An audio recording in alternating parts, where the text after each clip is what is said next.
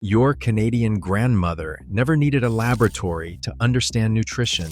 She learned from her mother, who learned from hers, creating a chain of kitchen wisdom that stretches back generations across this vast and diverse country. For years, modern science dismissed these practices as superstition, or worse. Nutritionists warned families against them for decades. Food safety experts tried to ban them entirely from modern kitchens. Now researchers are discovering what those grandmothers always knew deep in their bones. These are 30 banned cooking tricks that turned out to be pure brilliance. The science has finally arrived to prove grandmother right all along.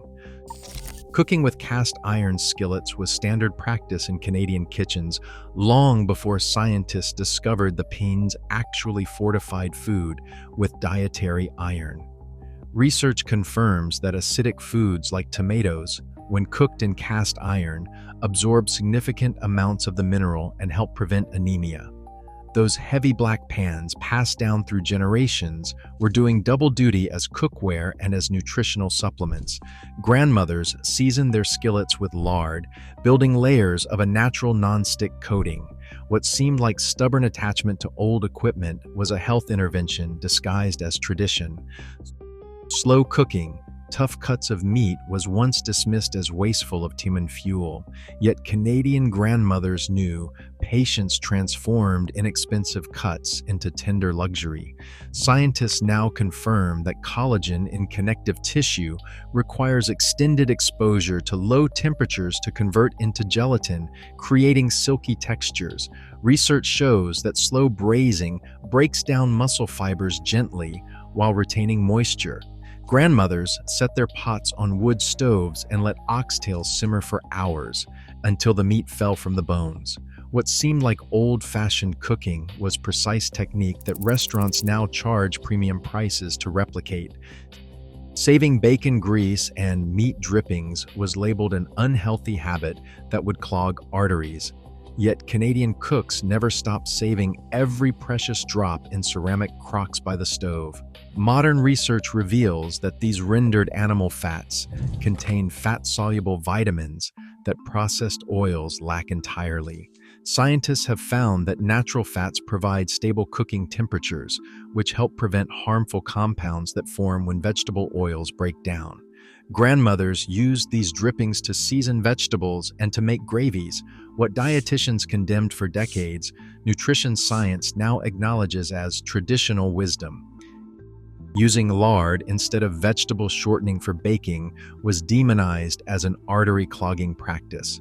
Yet Canadian grandmothers produced generations of families who thrived on homemade pies and pastries. Scientists now recognize that lard contains less saturated fat than butter and that it remains stable at high temperatures without producing harmful trans fats. Research confirms that lard creates flakier pie crust because its fat crystals form larger layers. Grandmothers rendered their own lard from pork fat, making a pure cooking medium that kept butter tarts delicious. That humble lard jar was never the enemy. Making bone broth from scraps was once written off as old-fashioned, a slow task when bouillon cubes promised instant convenience. Canadian grandmothers knew that bones simmered for hours, releasing nutrients no cube could replicate. Scientists now confirm that bone broth contains amino acids such as glycine and proline, which support the gut lining and joint health. The long simmer draws out calcium and magnesium in forms the body absorbs easily. Grandmothers saved every chicken carcass and ham bone, turning scraps into a golden liquid for soups and for healing remedies. What seemed like stubborn refusal to modernize was true nutritional wisdom. Adding vinegar to cooking water was once dismissed as a peculiar habit with no real purpose. Yet, Canadian cooks insisted the practice made vegetables more nutritious.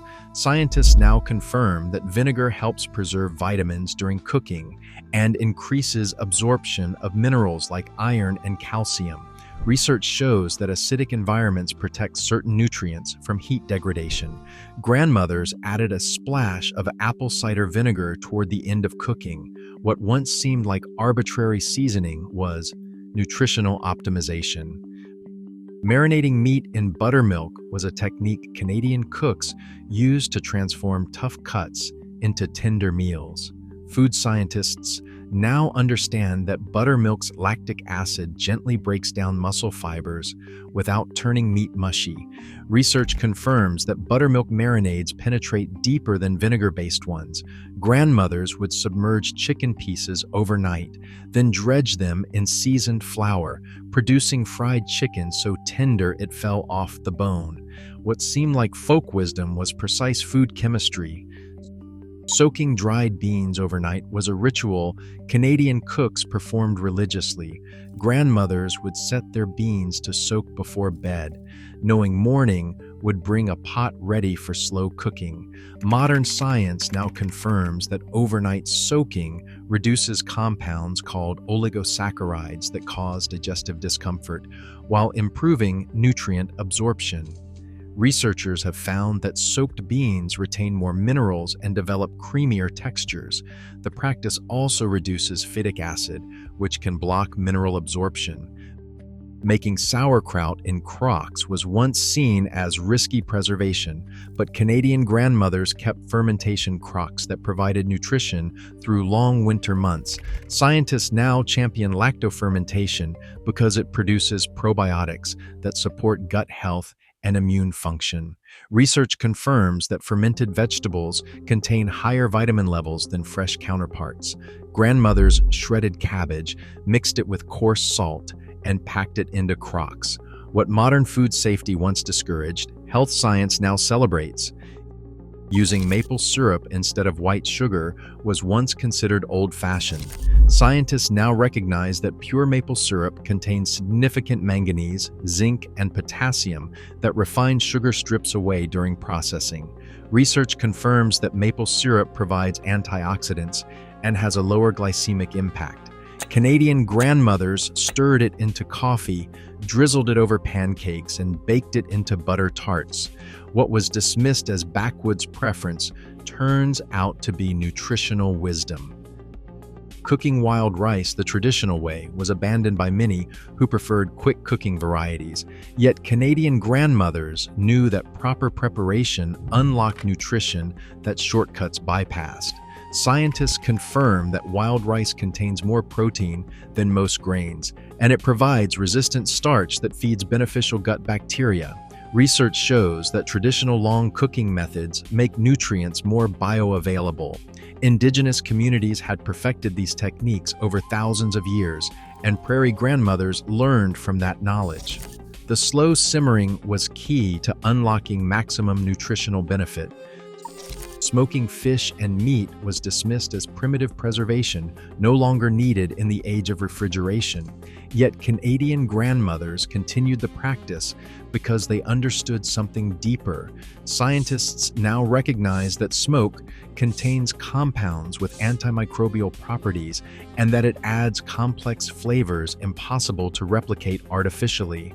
Research confirms that traditional smoking techniques can preserve food for months while maintaining nutritional value. From Atlantic cod to Pacific salmon, smoking was perfected by Indigenous peoples and adopted by Canadian families. What once seemed like outdated preservation was sophisticated food science. Making pemmican-inspired preserved meats was considered survival food that civilized kitchens had outgrown. Yet, Canadian grandmothers knew that combining dried meat with rendered fat and dried berries created something extraordinarily nutritious. Scientists confirm that this traditional food provides caloric density that supported fur traders on thousand-mile canoe journeys, and the combination of protein, fat, and fruit creates a complete nutrition source that remains stable without refrigeration. Indigenous wisdom influenced generations of Canadian families. What seemed like primitive necessity was nutritional engineering perfected over millennia. Storing vegetables in root cellars was abandoned when refrigerators became standard, yet Canadian grandmothers understood that cold storage in the earth preserved nutrients that refrigeration sometimes degraded. Scientists confirm that root vegetables stored in cool, humid conditions develop more complex sugars and maintain vitamin content longer. Grandmothers kept carrots in sand, potatoes in dark bins, and cabbages hanging from rafters. What seemed like a poverty-era necessity was optimal food preservation. Making bread with natural fermentation was replaced by quick-rise commercial yeast, yet Canadian grandmothers maintained sourdough starters that produced bread with superior nutrition. Scientists now confirm that long fermentation breaks down phytic acid, which blocks mineral absorption. Research shows that traditionally fermented bread is easier to digest. Grandmothers fed their starters daily, treating the living cultures like family members. What seemed like unnecessary fuss was sophisticated fermentation science. Cooking with rendered animal fat instead of vegetable oils was condemned as unhealthy for the heart. Yet Canadian grandmothers trusted lard and tallow for frying because they produced better results. Scientists now understand that these saturated fats remain stable at high temperatures, while many vegetable oils break down and create harmful compounds. Research confirms that oxidation products from overheated vegetable oils may pose health risks. Grandmothers kept containers of rendered fat for high-heat cooking. What health authorities warned against was sound kitchen chemistry.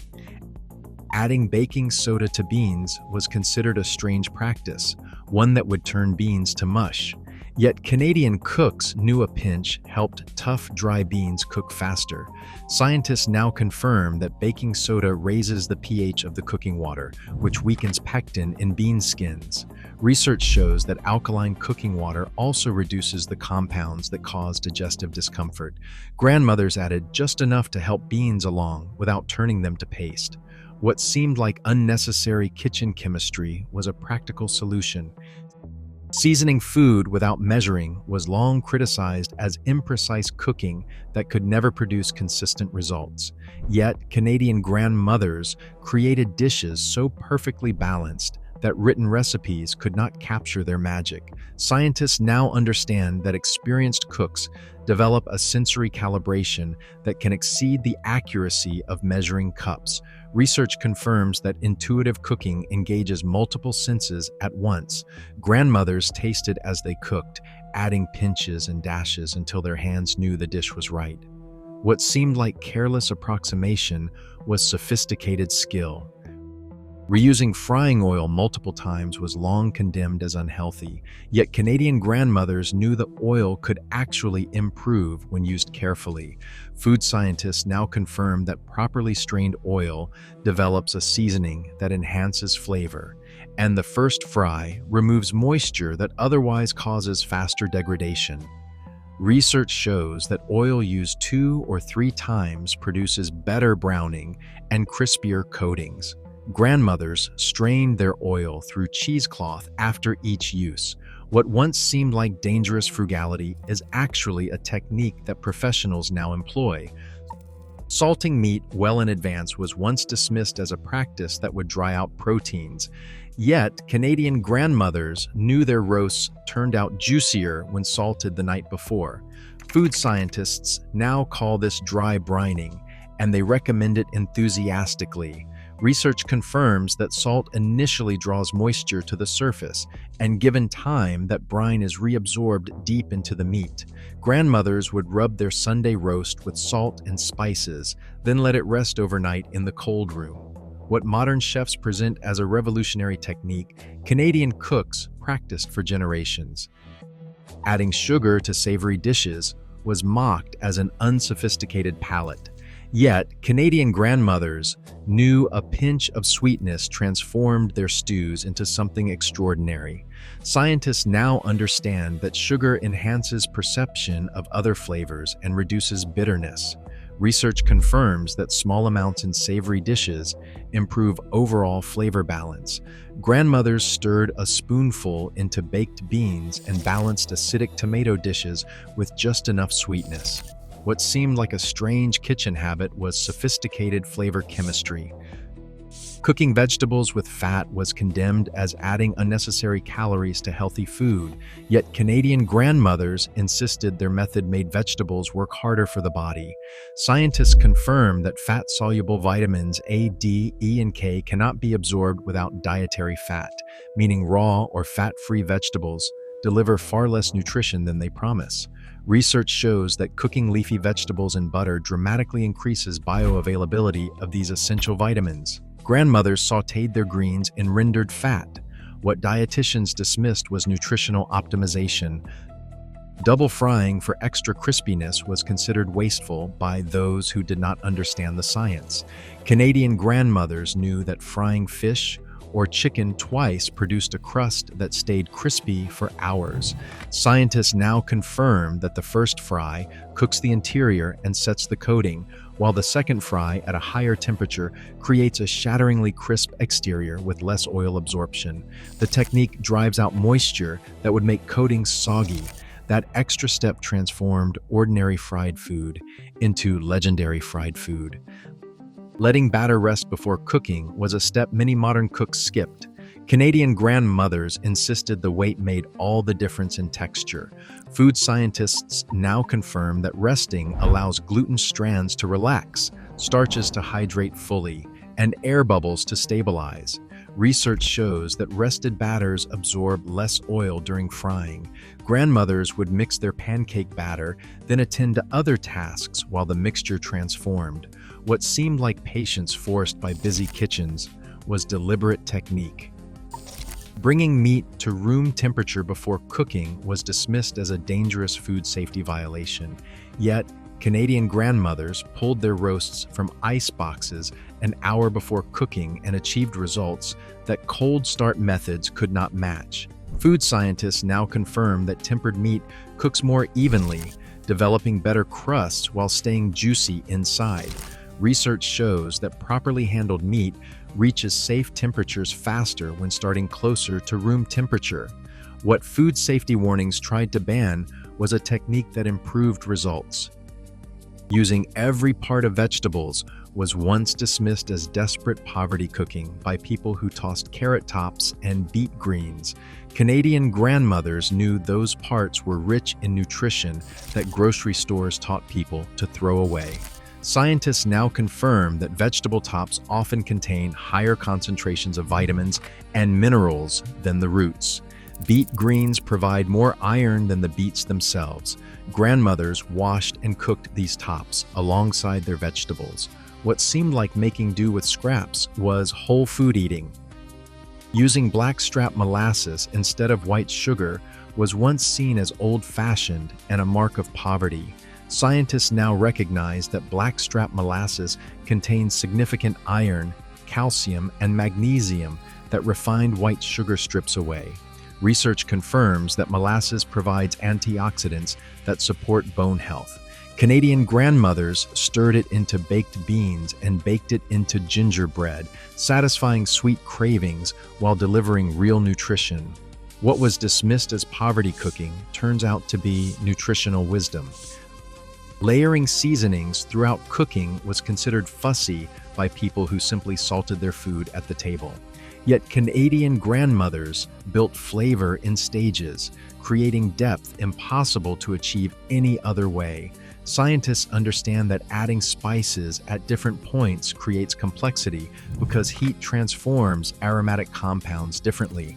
Grandmothers seasoned meats before browning, added spices to liquids, and finished with fresh adjustments.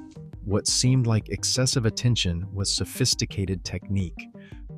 Cooking greens for extended periods was dismissed as overcooking, turning vegetables into mush.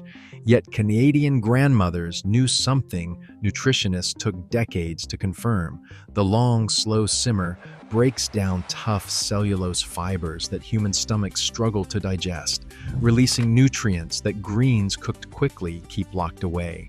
Scientists now understand that extended cooking times make minerals like calcium and iron far more bioavailable. What seemed like patience born of tradition was sophisticated food science. Fermenting vegetables at home was once viewed as risky preservation, Yet Canadian grandmothers kept crocks of pickles that provided nutrition through the winter months. Scientists now champion fermentation, saying it produces probiotics that support gut health and immune function. Research confirms that fermented vegetables contain higher vitamin levels than fresh counterparts. The process required just salt, time, and knowledge, passed down through practice. What modern food safety once tried to discourage, health science now celebrates. Those humble crocks held more intelligence than years of processed food innovation. Which cooking trick from your own grandmother's kitchen do you now see differently? Drop your memories in the comments. Hit like and subscribe for more forgotten wisdom.